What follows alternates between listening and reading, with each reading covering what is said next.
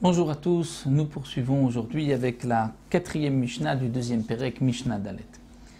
Nous avons vu, donc parmi les lois du Dmaï, c'est-à-dire de cette récolte achetée à un ignorant, on ne sait pas s'il a fait des prélèvements, Trumot ou Maasrot, que l'on doit faire sur ce qui a poussé sur la terre d'Israël. Et nous avons vu que l'on doit prélever une autre fois pour être sûr que le prélèvement a été bien fait.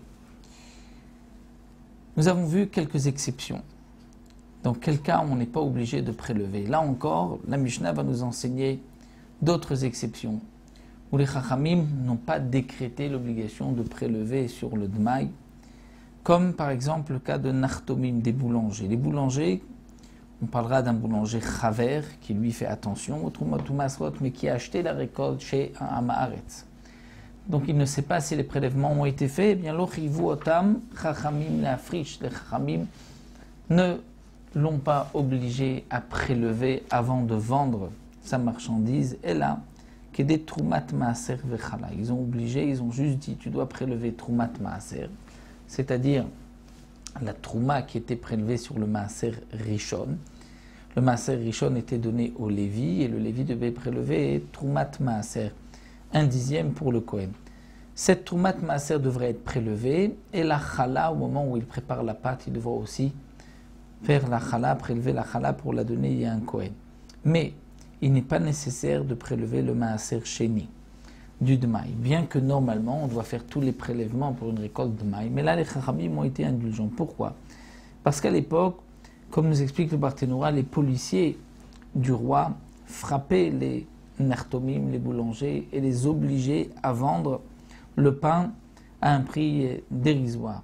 Donc les Chachamim, pour que le Nartom, c'est-à-dire le boulanger, puisse gagner sa vie, ne l'ont pas obligé à prélever, puisque de toutes les manières c'est un doute, comme nous avons vu, et que la majorité des Hamaratim prélevaient le Maaser. Donc les Chachamim ont dit, puisque tu es en difficulté, on ne t'oblige pas à prélever le Maaser Sheni, puisque le Maaser Sheni, c'est une grande tira, il faut le monter à Yerushalayim, c'est difficile, donc les Chachamim n'ont pas imposé.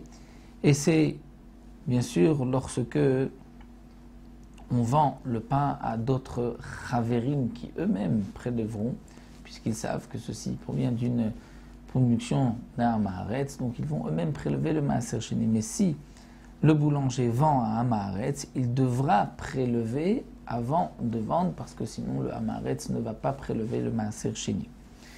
Même la Mishnah poursuit et nous dit Achen valim enan rashaim nimkor et admai. Les commerçants qui vendent par petite quantité n'ont pas le droit de vendre du dmaï avant donc d'avoir prélevé, parce que comme ils vendent peu, ils gagnent beaucoup. C'est-à-dire qu'ils vendent par petite quantité, donc ils ont un bénéfice plus grand.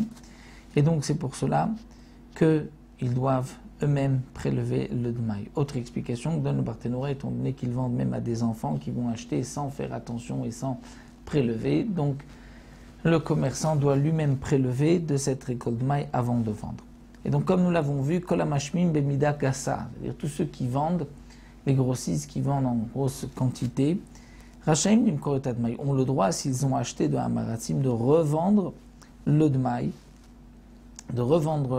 sans prélever, étant donné qu'ils avaient l'habitude, comme dit mashpim, c'est-à-dire de rajouter toujours sur les mesures, lorsqu'on leur commandait 1 tonne, ils rajoutaient toujours un peu plus sur cette tonne.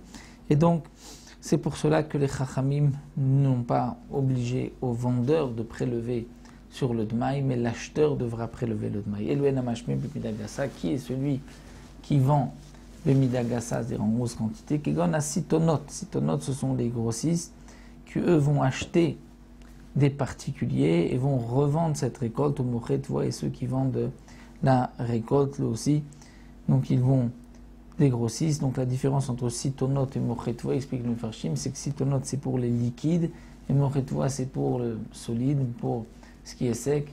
C'est donc deux synonymes, mais c'est donc le même principe lorsqu'on vend en grosse quantité et qu'on rajoute toujours au bénéfice de l'acheteur, donc c'est à l'acheteur, lui, de prélever de cette récolte de maïs. Donc voici encore une exception.